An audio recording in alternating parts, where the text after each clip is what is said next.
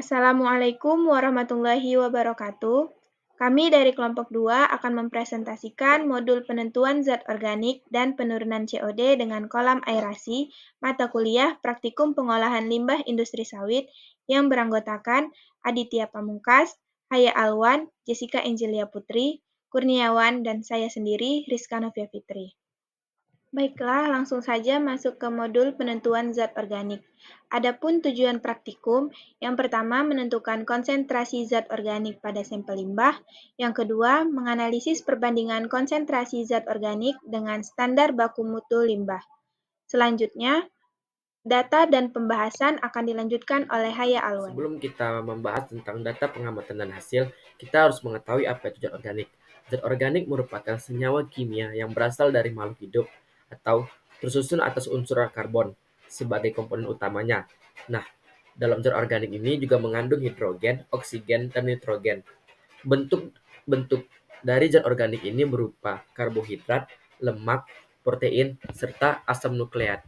Nah, dari data pengamatan yang didapat menunjukkan nilai permanganat pada sampel belangko ialah sebesar 10,94 mg per liter.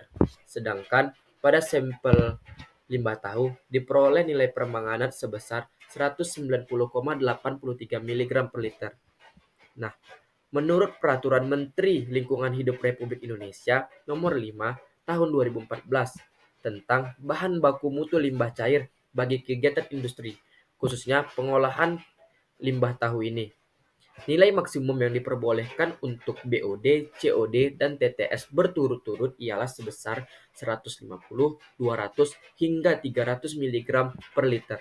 Nah, dari nilai permanganat yang diperoleh sebesar 190,83 ml ini menunjukkan bahwa limbah tersebut tidak memenuhi standar yang ada. Limbah tahu ini kaya akan protein, karbohidrat, serta lemak yang berasal dari kacang kedelai itu tersendiri. Nah, zat-zat organik ini sangat mudah teroksidasi oleh kalium permanganat, di mana semakin banyak zat organik yang terkandung pada sampel limbah taur tersebut, maka semakin banyak pula kalium permanganat yang diperlukan untuk mengoksidasi zat organik tersebut. Begitu juga sebaliknya. Untuk oksigen, semakin tinggi kadar zat organik, maka semakin banyak pula oksigen yang dibutuhkan, sehingga menyebabkan penurunan oksigen terlarut atau DO dalam perairan. Maka dari itu, diperlukan pengolahan-pengolahan terhadap limbah tahu ini sebelum dibuang ke perairan ataupun lingkungan. Nah, contoh-contoh yang dapat dilakukan untuk menurunkan nilai permanganat sebelum dibuang ke lingkungan dapat melakukan dengan satu pengolahan fisik, di mana pengolahan fisik ini berupa penyaringan dan pengendapan, di mana penggunaan saringan kasar dan halus untuk memisahkan partikel besar seperti sisa-sisa tahu yang ada. Nah, yang kedua, penggunaan dengan pengolahan kimia. Koagulasi, oksidasi, serta pengendapan kimia dapat dilakukan untuk menurunkan nilai permanganat pada sampel limbah tahu yang ada. Nah, yang terakhir, pengolahan biologis. Pengolahan biologis ini dilakukan dengan cara pengolahan aerobik, di mana penggunaan kolam aerasi atau bioreaktor untuk mendukung aktivitas mikroorganisme aerob, di mana mikroorganisme ini menguraikan zat organik yang ada pada sampel limbah tahu menjadi senyawa yang lebih sederhana. Kesimpulan. Yang pertama, nilai permanganat yang diperoleh dari limbah tahu sebesar 190,83 mg per liter. Yang kedua, nilai permanganat pada limbah tahu di atas ambang batas baku mutu limbah menurut Peraturan Menteri Lingkungan Hidup Republik Indonesia Nomor 5 Tahun 2014, sehingga perlu diolah terlebih dahulu sebelum dibuang ke lingkungan agar tidak mencemari air dan kehidupan biota di perairan. Selanjutnya, modul penurunan COD dengan kolam aerasi. Adapun tujuan praktikum, yang pertama menentukan kadar COD yang terdapat pada limbah, baik limbah awal maupun limbah setelah penambahan aerasi. Yang kedua, menganalisis kemampuan aerasi dalam menurunkan kadar COD pada air limbah.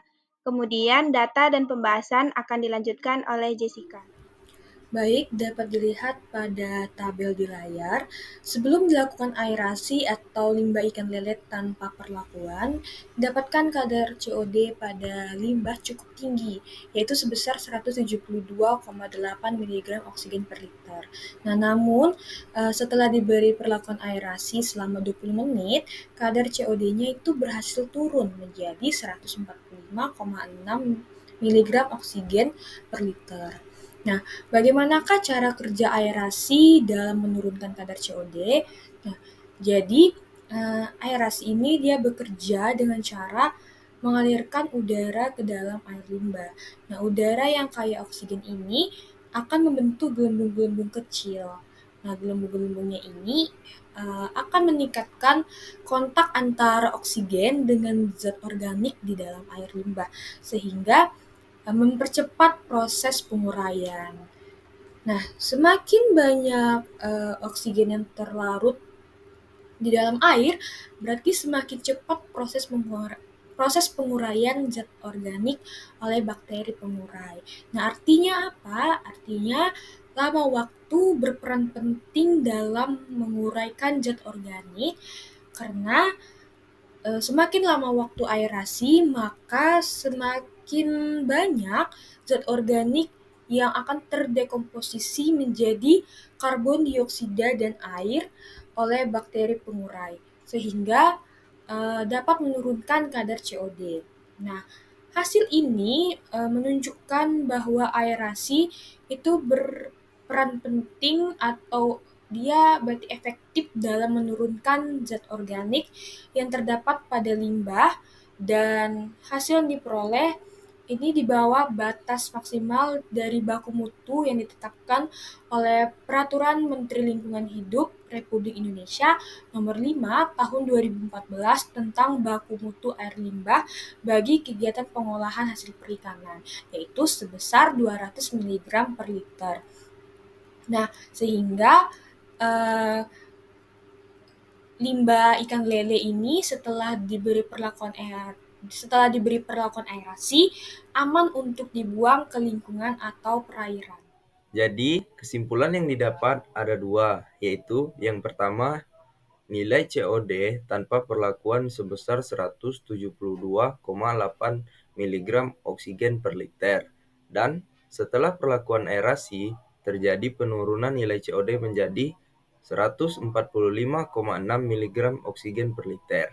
Dan yang kedua, aerasi bertujuan untuk meningkatkan kadar oksigen terlarut, sehingga mikroorganisme pengurai berkembang biak, yang akan mengoksidasi bahan organik dalam limbah menjadi karbon dioksida dan air. Sekianlah presentasi dari kelompok kami. Saya akhiri, wabillahi taufiq wal hidayah. Wassalamualaikum warahmatullahi wabarakatuh.